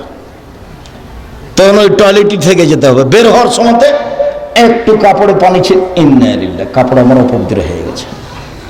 রাসূলের পদ্ধতি নেন, সুন্দর করে ওযু করবেন, ওযু শেষে 2 হাতে একটু পানি নেবেন, লজ্জা স্থান সামনাসামনি ছিটিয়ে দিবেন, বাস। এখন যদি পেশাব আসে বলে মনে হয় তাহলে শয়তানকে বলবেন, এ শয়তান, পেশাব এসে কাপড় ভিজে গেলে আর ওযু করবো না রে, তুই এখান থেকে সর, তোর মুখে লাথি মারি, আমার কাপড় ভিজে যাক পেশাবে। আল্লাহর নবী বলছেন যে শয়তান বলবে, এই যে বায়ু আসলো, এই যে বায়ু আসলো, তো তুমি কি করবে? তাড়াতাড়ি মসজিদ থেকে বের হয়ে ওযু করতে যাবা? না না, শয়তানের কথা মানতে হবে না। হয় গন্ধ পেতে হবে, না হয় শব্দ পেতে হবে। শব্দও পেলাম না, গন্ধও পেলাম না। মনে বলছে বায়ু এসেছে মনে হয়, এসেছে মনে হয়। শয়তানকে বলতে হবে বায়ু এসে আরো কিছু হোক না কেন, আমি যে নামাজ ছেড়ে যাব না। কেন? আল্লাহ নবী আমাকে দুটো পথ বলে দিয়েছেন। কি? একটা বায়ু গন্ধ পেতে হবে, না একটা শব্দ পেতে হবে। একটু পরে বলে বায়ু আসলো, একটু পেশাব আসলো। যারা 40 কদম হাঁটা ওকে জিজ্ঞাসা করে দেখেন, 40 কদম পরেও বলে এই যে পেশাব আসলো মনে হয়। অসহসা শয়তান তাকে বেকাদেই ফেলেছে। আল্লাহু আকবার। আমার দিকে খেয়াল করেন, বহুদিন আগেও বলেছি আল্লাহু আকবার। 2 পায়ের গোড়ালি মিলাতে হবে না, ফাঁকা রাখতে হবে। চাঁপাইনবাবগঞ্জের মহিলা বৈঠকের মতো আমাদের মহিলারা, বগুড়ার মহিলারা নয়। চাঁপাইনবাবগঞ্জের মহিলা বৈঠকে মহিলারা বলে বুবু নামাজে তখন দাঁড়াবা বুবু, নামাজে তখন দাঁড়াবা বুবু 2 পায়ের গোড়ালি জমা করিও বুবু। 2 পায়ের গোড়া যদি ফাঁকা রাখো বুবু, তাহলে লজ্জা স্থানের যোগাযোগ বুবু মাটির সাথে হবে, মাটি অভিশাপ করবে। বুবুর কথা নাকি বুখারীতে আছে। বুবু শাড়ি পরে যদি সালাত আদায় করো বুবু, সালোয়ার কামিজ না পরে শাড়ি যদি পরে নামাজ পড়ো বুবু, তাহলে একটা ল্যাঙ্গট পরিও নিচে, নইলে লজ্জা স্থানের যোগাযোগ বুবু মাটির সাথে হবে, মাটি অভিশাপ করবে। বুবুর সব কথাই নাকি বুখারীতে আছে। দেখেন এইভাবেই চলছে ইয়ানত সব কিছু। যখন সিজদা করতে যাবা বুবু, হাতি যেমন মাটিতে পড়ে যায়, তেমনি একবারে মাটিতে পড়ে গিয়ে আঁটো সাঁটো হয়ে সিজদা করিও বুবু। সিজদার সময় যদি বুককে উরু থেকে পৃথক রাখো বুবু, তাহলে স্তন ঝুলন্ত থাকবে বুবু, পর্দার ব্যাঘাত ঘটবে। বুবুর সব কথাই নাকি বুখারীতে আছে। নিতম্ব উঁচু করেই, বুককে উরু থেকে পৃথক করেই পুরুষ নারী সবাইকে সালাত আদায় করতে হবে। পৃথিবীর পুরুষ নারীর একই হুকুম। এতটুক যে পার্থক্য, এতটুক যে মহিলা যদি ইমাম হয় তাহলে কাতারই থাকতে হবে, আর পুরুষ যদি ইমাম হয় সামনে যাবে। আরেকটা, মহিলার যদি সালাতে ভুল হয় তাহলে এভাবে সংশোধন, আর পুরুষের যদি সালাতে ভুল হয় তাহলে সুবহানাল্লাহ। সুবহানাল্লাহ মানে ওকে এখন বলা হলে যে তোমার ভুল হয়ে যাচ্ছে, রুকু সিজদা। মহিলারা মুখ খুলতে পারবে না। মহিলা মানুষ, বেগম রোকেয়া ভুল করেছে, বেগম রোকেয়া অন্যায় করেছে। বেগম রোকেয়াকে আমি শিক্ষিতা বলিনি কোনোদিন, আপনি বলতে পারেন। আমি সহ্যই করতে পারি না তাকে আমি শিক্ষিতা বলবো কি করে? ও তো সেই দিন আমাকে বগুড়া স্টেশনে অপমান করলো। কিভাবে? বগুড়া স্টেশনের, বগুড়ার গাবতলির মেয়েরা পরহেজগার মানুষ, হজ করতে যাবে। তো বগুড়া ট্রেন স্টেশনে গেছে, তখন দেবর ভাসুর স্বামীকে বলেছে যে আমরা 4-5 জন মানুষ আছি, মহিলা মানুষ, তো এ করি একটা চাদর আমাদের গায়ের উপর দিয়ে দিই, তাহলে পর্দা বেশি হবে। তো দেওয়া আছে। এখন স্টেশন মাস্টার বের হয়েছে যে প্ল্যাটফর্মে কে কি আছে দেখি। তো এখন দেখছে এখানে কি ব্যাপার, ওপরে চাদর, এগুলো বস্তা নাকি? তো এখন ট্রেন স্টেশন মাস্টার এইভাবে লাথি মারছে, কিসের বস্তা এগুলো, কিসের বস্তা এগুলো, কিসের বস্তা এগুলো, কি বস্তা এগুলো? বেগম রোকেয়া দেখাচ্ছে। অবরোধ বাসিনী দেখেন, আপনার চলে আমার চলে না, আপনার ছেলের চলে আমার চলে না, আপনার মেয়ের চলে আপনার আমার চলে না, আমার মেয়ের চলে না। জাতির যদি রাস্তাঘাট করে দিতে না পারি, জাতির যদি স্কুল কলেজ করে দিতে না পারি, জাতিকে চূড়ান্ত সঠিক ধর্ম দিতে পারবো ইনশাআল্লাহ। ধর্মের ব্যাপারে জাতিকে ফাঁকি দিয়ে পরকাল হারাতে রাজি নই। সবচেয়ে বড় দালাল হচ্ছে ঠাকুর। ঠাকুরের গান আমার ছেলে মেয়ে বলতে পারে না, আপনার বলে, আপনার মা বলে, আপনার বাপ বলে, আপনার ছেলে বলে, আপনার মেয়ে বলে, আপনার 14 গোষ্ঠী বলে। ঠাকুর বলছে ওমা তোমার আকাশ, ওমা তোমার বাতাস, ও কালিমা তোমার আকাশ, ও কালিমা তোমার বাতাস। আমি বলতে পারি না, আমার ছেলে মেয়ে বলতে পারে না। কালিমার আকাশ নয়, কালিমার বাতাস নয়, আকাশ আল্লাহর, আকাশ বাতাস আল্লাহর। ঠাকুর সবচেয়ে বড় দালাল। ঠাকুর বাঙালিদের শত্রু, ঠাকুর ঢাকা বিশ্ববিদ্যালয়ের শত্রু, ঠাকুর মুসলমানের শত্রু। যেদিন আমাদের মা চাচি খালা প্রভু ইংরেজদের হাতে নির্যাতিত, সেদিন ঠাকুর লন্ডনে বসবাস করে। সবচেয়ে বড় দালাল ঠাকুর। তার মুখের গান, সেরেকি গান, কালিমায়ের গান আমার ছেলে মেয়ে বলবে? 71 সাল থেকে বলেছি এদেশে কোনো শিক্ষিত মানুষ শিক্ষামন্ত্রী হয়নি। আপনার চলে, আমার চলে না, আমি ওখানে ছেলে মেয়ে পড়াবো না। এই জন্য বই লেখা আছে, শিক্ষা বনাম জাহেলিয়াত, আপাতত 1 থেকে 10 পর্যন্ত নাকচ করা হয়েছে। এই জন্য বই লেখা আছে। কেন হবো অবরোধবাসিনী? না তো, আমি তো অবরোধবাসিনী নই, আমি তো মহিলা মানুষ। আমি প্রয়োজনে ডাক্তারের কাছে যেতে পারি, আমার শ্বশুর বাড়ি যেতে পারি, আমার স্বামীর বাড়ি যেতে পারি, প্রয়োজনে আমি আরো কোথাও যেতে পারি, আমি ইসলামী পোশাক পরে যেতে পারি। আমি অবরোধবাসিনী কেন? না তো, আমি তো অবরোধবাসিনী নই। তাই বই লেখা হলো, কেন হব অবরোধবাসিনী। সম্মানিত দিনী ভাই বোন, সুন্দর করে ওযু করে নেবেন। 2 পায়ের গোড়ালি ফাঁকা থাকবে, শরীরের ভারসাম্য রেখে যতটুকু লাগে। আল্লাহু আকবার। কাঁধ সামনাসামনি, এরকম বলবেন না আল্লাহু আকবার, এরকম বলবেন না আল্লাহু আকবার, এরকম করবেন না আল্লাহু আকবার, আল্লাহু আকবার, এরকম করবেন না। এই আল্লাহু আকবার বা আল্লাহ, কানের লতি সামনাসামনি, নাহলে কাঁধ সামনাসামনি। ডান হাতের কবজি বাম হাতের কবজির উপরে রাখবেন, সহিহ হাদিস। বাহুর উপরে রাখবেন, সহিহ হাদিস। বুকের উপরে রাখবেন 5টা সহিহ হাদিস। নাভির নিচে রাখবেন 3টা জৈব জাল হাদিস। আমল করতে হবে না, রেখে সানা পড়বেন, ব্যাপক অর্থবহুল সানা। আল্লাহুম্মা বাইদ বাইনি ওয়া বাইনা খাতায়ায়া কামা বা'আতা বাইনাল মাশরিক ওয়াল মাগরিব। আল্লাহ, তুমি আমার থেকে আমার পাপকে অত দূরে করো, পূর্ব পশ্চিম যত দূরে রয়েছে একটা থেকে আরেকটা। আল্লাহ নাক্কিনি মিনাল খাতায়া কামা নাক্কাল ফাদুল আউজামিনাদ দারাস। তুমি আমার পাপকে ধুয়ে পরিষ্কার করে দাও, যেমন ভাবে সাদা কাপড়কে ময়লা থেকে ধুয়ে পরিষ্কার করা হয়। আল্লাহ মাগসিল খাতায়া বিল মাই ওয়া সালজাল বারাদ। আমার পাপকে ঠান্ডা পানি দিয়ে, তুষার দিয়ে, বরফ দিয়ে ধুয়ে পরিষ্কার করে দাও। এ হলো সানা।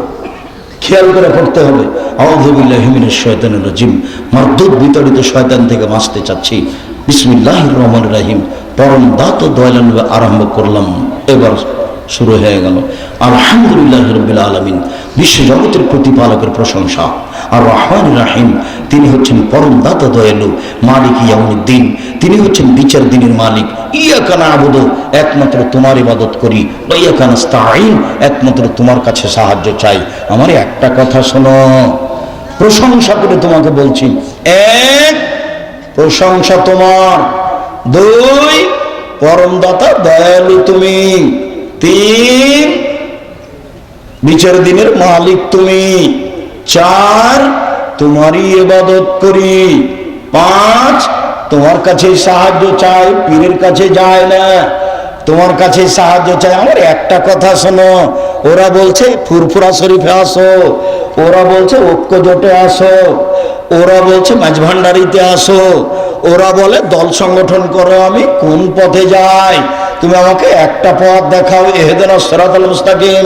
আমাকে সরল পথ দেখাও, সোজা পথ দেখাও। ওরা তো এই জিনিস চায়, এই পথ দেখায়।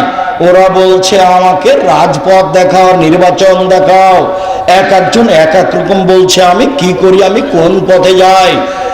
অনেক কথা বলার পরে তোমাকে আমি একটা কথা বলি। আমার একটা কথা শোনো, আমাকে সরল পথ দেখাও। সিরাতাল্লাযিনা আনআমতা আলাইহিম, ওদের পথ দেখাবা যাদের ভালোবেসেছো, ওদের পথ দেখাবা। গায়রিল মাগদুবি আলাইহিম ওয়ালাদ-দাল্লিন, ওদের পথ দেখায় না যারা অভিশপ্ত, ওদের পথ দেখায় না যারা ভ্রান্ত। লম্বা সময় ধরে একটা কথা বললাম, আমিন। আমার কথাটা কবুল করো। বিসমিল্লাহির রহমানির রহিম। পরম দাতা দয়ালু নামে আরম্ভ করলাম। কুল হুয়াল্লাহু আহাদ, হে নবী আপনি বলুন আল্লাহু একক, আল্লাহু সামাদ, আল্লাহ নিরপেক্ষ মুকাপেক্ষহীন। লাম ইয়ালিদ, তিনি কাউকে জন্ম দেননি। ওয়ালাম ইউলাদ, তিনি কারো থেকে জন্ম নেননি। ওয়ালাম ইয়াকুল লাহু কুফুওয়ান আহাদ, তার সমকক্ষ কেউ নেই। আল্লাহু আকবার। ওই পর্যন্ত উঠাতেই হবে। দিয়ে রুকুতে যেতে হবে। রুকুতে যাওয়ার পূর্বে দু একটা কথা, পিঠের লম্বাটা একবার সোজা হয়ে থাকবে, মাথা উঁচুও করা হবে না, নিচুও করা হবে না, আঙ্গুল খুলে খুলে হাতটা চেপে ধরে থাকতে হবে, হাত দুটি রডের মতো সোজা হয়ে থাকবে, কোমর থেকে সামনের ওজন হাতের উপরে থাকবে, কোমর থেকে সামনের ওজন হাতের উপরে থাকবে, পিঠটা লম্বা সোজা হয়ে থাকবে, আঙ্গুলগুলি খোলা খোলা থাকবে, হাঁটু চেপে ধরে থাকতে হবে। সুবহান রাব্বিল আযীম যতবার ইচ্ছা, 3 বার 5 বার 10 বার, একটা হাদিসও ঠিক নয়, যতবার ইচ্ছা যে যা পারে। সুবহান কুদ্দুসুম রব্বুল মালাইকাতুর রূহ, যে যত পারে। সুবহানাকা আল্লাহুম্মা রাব্বানা ওয়া বিহামদিকা আল্লাহুম্মা ইগফিরলি, তোমার প্রশংসা সহকারে তোমার পবিত্রতা বর্ণনা করছি, আমাকে ক্ষমা করো, যতবার ইচ্ছে। আর দোয়া, এরপরে সামিআল্লাহু লিমান হামিদা রব্বানা ওয়া লাকাল হামদ, আবার ওই পর্যন্ত ছেড়ে দিয়ে করে সোজা দাঁড়িয়ে থাকতে হবে, আর বুকে হাত বাঁধতে হবে না। এই চলো, এই থামো, আর বুকে হাত বাঁধতে হবে না, ছেড়ে দিয়ে সোজা থেকে যেতে হবে, স্থানে যেতে হবে, হাড়ের মাথা সোজা দাঁড়িয়ে থাকবেন আর বলবেন সামিআল্লাহু লিমান হামিদা রব্বানা লাকাল হামদ হামদান কাসীরান তাইয়িবান মুবারাকান। আল্লাহ ওই লোকের প্রশংসা শুনলো, যে তার প্রশংসা করলো, খুব তার প্রশংসা, বরকতময় তার প্রশংসা, মঙ্গলময় তার প্রশংসা, বিলাস সামাওয়াতে আকাশ পরিমাণ প্রশংসা, মিলাল আর জমিন পরিমাণ প্রশংসা, মিলামা বাইনাহুমা, আকাশ জমিনের মধ্যে যে ফাঁকা আছে এই পরিমাণ প্রশংসা, মিলামা সে তুমি শাইন বাদো।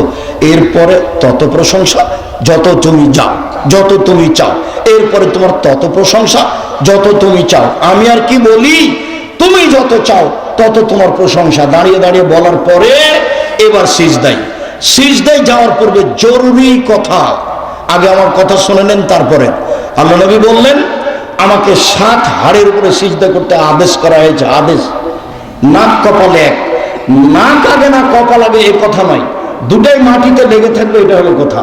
নাক কপাল এক, 2 হাত 3, 2 হাঁটু 5, 2 পায়ের বৃদ্ধাঙ্গুল 7। যেভাবে সিজদা করছেন এইভাবে নয়, কপালটা আরো 8-10 আঙ্গুল লাগিয়ে রাখতে হবে, যাতে করে পিঠের লম্বা হাতটা সোজা হয়ে থাকে, কোণে এভাবে উঠে থাকবে, হাতগুলো 2 কানের পাশে থাকবে, কোণে এভাবে উঠে থাকবে। পুরুষ নারী একই ব্যাপার। পেটের নিচ দিয়ে যেন ছাগলের বাচ্চা পার হতে পারে, একাধিক সহিহ হাদিস।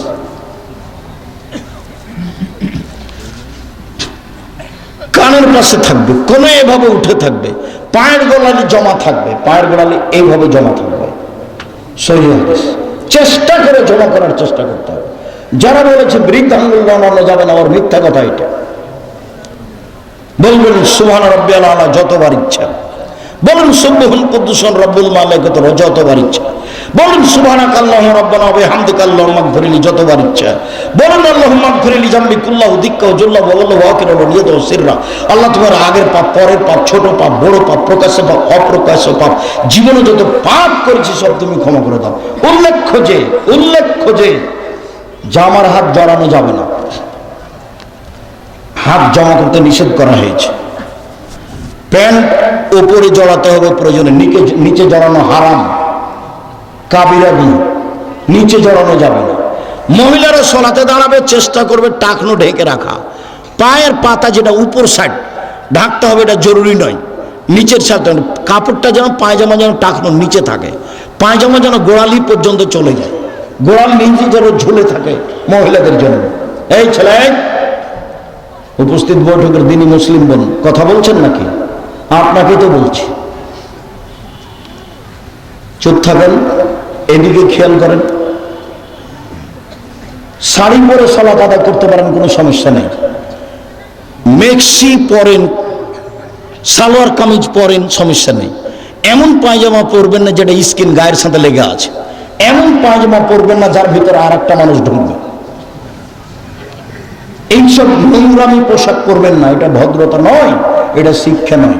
শুনুন, মাথার চুল খোপা বাঁধা রাখা হবে না এই সময়, হয় বেনি বেঁধে ছেড়ে দিতে হবে, নাহলে এমনিতে থাকবে। সবকিছু সিজদায় যাচ্ছে, কাপড়, জামা, চুল, ব্যক্তি, সবকিছু আল্লাহর সন্তুষ্টির জন্য সিজদায় যাচ্ছে। অতএব চুল বেনি গাঁথা থাকবে, নাহি খোপা খোলা থাকবে, খোপা বাঁধা থাকবে না, এমনি ছাড়া থাকবে চুল, আর নাহলে বেনি গাঁথা থাকবে, পিছন দিকে ঝুলবে। সিজদাতে যেভাবে পড়বে যে অংশ পড়বে, হাতগুলো জড়া করা নিষেধ, জমা করা নিষেধ। পায়ের নিচে প্যান্ট জমা করা হবে না, প্রয়োজনে উপরে জড়াতে হবে। এটা হলো পরনের জায়গা, পড়তে হবে তার স্থান। তারপর আপনি উঠে আসেন, আল্লাহুম্মা গফিরলি ওয়ারহামনি ওয়াহদিনি ওয়াফিনি ওয়ারযুকনি, আল্লাহ তুমি আমার প্রতি দয়া করো, আমাকে ক্ষমা করো, আমাকে খেতে দাও, আমাকে হেদায়েত দাও। এরপরে আবার সিজদায় যাবেন, এভাবে সিজদায় দোয়া পড়বেন। সিজদার দোয়া অনেক আছে। আপনার জন্য দোয়ার বইটা লিখেছিলাম, জানি না আপনার বাড়িতে আছে কিনা। আপনার জন্য উপদেশ বইটা লিখেছিলাম, পরবর্তীতে এসে নামাজের উপরে বই আপনার জন্য লিখেছি। মানুষ হিসেবে চেষ্টা করেছি ভালো করে লেখার যতদূর সম্ভব। কত হাত তুলে দোয়া আছে, কোথায় আছে হাত তুলে দোয়া, সব বিস্তারিত দিয়েছি, পদ্ধতিগুলো বিস্তারিত দিয়েছি। আজান একটা চলবে না, দুটা চলবে জুমার দিনে, সেটা দেওয়ার চেষ্টা করেছি। আমি মানুষ হিসেবে নামাজের উপরে বইটা লিখতে ত্রুটি করিনি, মানুষ হিসেবে সম্ভবপর চেষ্টা করেছি। তারপরে আপনি এবার বসেন। যদি আত্মাহিয়াতের বৈঠক হয় তাহলে বাম পায়ের পাতার উপরে বসে থাকবেন, আর ডান পা খাড়ো করে রাখবেন, আঙ্গুল কেবলামুখী থাকবে। আর যদি সালামের বৈঠক হয়, সালামের বৈঠক 4 রাকাতে হয়, তা হলো জোহর আসর এশা। সালামের বৈঠক 3 রাকাতে হয়, তা হলো মাগরিব। সালাতের বৈঠক 2 রাকাতে হয়, তা হলো ফজর। সালামের বৈঠক 1 রাকাতে হয়, তা হলো বিতর। সালামের বৈঠক হলে বাম পা ডান দিকে বের করে দিবেন, পিছন নিতম্বটা মাটির উপরে রেখে দিবেন, বাম হাত জমা জমা করে হাঁটুর উপরে রাখবেন, ডান হাত এই কনিষ্ঠ আঙ্গুল 2টা জমা করবেন। করেন তো দেখি, মেয়ে মানুষ আপনিও করেন, এই মেয়ে খালেদাই তুমিও করো, 2টা আঙ্গুল জমা করো। দেখেন আপনি তৃতীয় আঙ্গুলের নখের উপর বৃদ্ধ আঙ্গুলের পেট রাখেন, তৃতীয় আঙ্গুলের নখের উপর বৃদ্ধ আঙ্গুলের পেট রাখেন। এই তুমি করছো না, তোমাকে তো বললাম। এই বৃদ্ধাঙ্গুলের পরের আঙ্গুল অবিরাম নড়বে, একবার নয়, ভুয়া হাদিস জাল হাদিসও নেই। অবিরাম নড়বে মানে আপনি শয়তানকে আঘাত করছেন। স্বাভাবিক গতিতে সালাম পর্যন্ত, আত্মাহিয়াতের বৈঠক পর্যন্ত, সালাম পর্যন্ত, তারপর তাশাহুদ, তারপর দুরুদে ইব্রাহিম, তারপর দোয়ায়ে মাসুরা। দোয়ায়ে মাসুরা পড়ার চেষ্টা করবেন, গুরুত্বপূর্ণ দোয়া, অনেক ক্ষমা চাওয়া হয়েছে। তারপরে আমার একটা পরামর্শ আছে, রব্বির হামহুমা কামা রাব্বায়ানি সাগীরা, ভুলবেন না, না ভুলেন যেন, তার জন্য আমি কি পরামর্শ দিয়েছি? 2 রাকাত সালাত আদায় করে আল্লাহকে বলা, আল্লাহ আমি যেন সালাম ফেরার পূর্বে আমার বাপ মায়ের জন্য এই দোয়াটা যেন না ভুলি, তুমি আমাকে সাহায্য করো। আপনার আব্বার বাড়িতে আপনি আছেন, তার জমি জায়গা ভোগ করেন, তার জন্য আপনি কি করবেন? আপনি এত ভালো ছেলে, আপনি কিছুই করেন না, ছেলে মেয়ে আপনার জন্য কি করবে? আপনাকে আমি কি দিয়ে বুঝাই? একটা লোক এসে বলছে, আল্লাহর নবী আমার আব্বা মারা গেছেন, জমি জায়গা ছেড়ে গেছেন, ওসিয়ত করে যাননি, আমি যদি এখন আমার আব্বার নামে দান করি তাহলে আমার আব্বার পাপ মিটে যাবে কি? আল্লাহ রাসূল বলেন, নাম, হ্যাঁ, হাদিস বুখারী মুসলিম, তোমার আব্বার পাপ মিটে যাবে। তখন তিনি ছোট বড় বললেন না, পাপ মিটে যাবে বললেন। একজন লোক এসে বলছে, আল্লাহ নবী কাদ উফতালাত উম্মি, আমার মা হঠাৎ মারা গেছে, লাউ তাকাল্লামাত তাসাদ্দাকাত, আমার মা কথা বলতে পারলে দান করতেন, আফা উসাদ্দাকু আনহা, আমি কি এখন আমার মায়ের নামে দান করতে পারি? ওয়ালাহ সওয়াব, আমার মায়ের নেকি হবে কি? কালা নাম, আল্লাহ রাসূল বলেন হ্যাঁ। বুখারী মুসলিম। এই ছেলে, তোমার মায়ের নামে কয়দিন দান করেছো? করো না কেন? কেউ 10 লাখ করে, তুমি 10 টাকা করবে। কেউ 10,000 করে, তুমি 1 টাকা করবে। ফকির পেলে তুমি বলবে, আল্লাহ আমার মার নামে এটা টাকা দান করলাম, আমার দাদির নামে এটা করলাম, তোমার দানের জন্য চেয়ে আছে। আপনি মহিলা মানুষ, আল্লাহ নবী বারবার আপনাকে বলছেন যে জাহান্নাম থেকে বেঁচে যাওয়া দান করেনি। সেদিন আব্দুর রহিম রামেশ্বরপুরে বিস্তারিত বলছিল, মনে হয় দানের উপরেই ছিল। কি বিষয়ে ছিল? কোরআন না দানের উপরে ছিল নাকি? কোরআনের উপরে। কোন জায়গাতে দেখি দানের উপরে বলছে, খুব বিস্তারিত বলছে দানের উপরে, এমন তথ্য পেশ করছে যা আমি কোনোদিন খেয়ালও করিনি। দানের উপরে আব্দুর রহিম কথা বলছিল।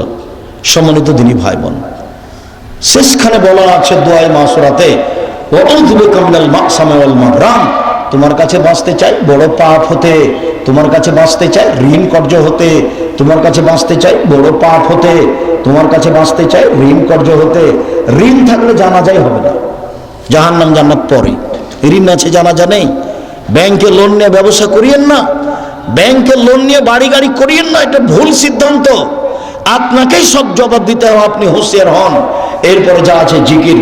সম্মানিত দিনী ভাই বোন, আমি আপনাকে সদাচরণের উপরে শক্ত হওয়ার অনুরোধ রেখে, ছেলে মেয়ে স্ত্রী পরিবারের উপরে শক্ত হওয়ার অনুরোধ রেখে, 5 ওয়াক্ত সালাত আদায় সুন্দরভাবে রাসূলের পদ্ধতিতে করার অনুরোধ রেখে জোরালো ভাবে অনুরোধ জানাচ্ছি, নিজের প্রতিষ্ঠান জামিয়া সালাফি রূপগঞ্জ নারায়ণগঞ্জ যেতে হবে 13-14 তারিখে ইনশাআল্লাহ। বলেন ভারী হয়ে গেল যে ইনশাআল্লাহ বললেন না।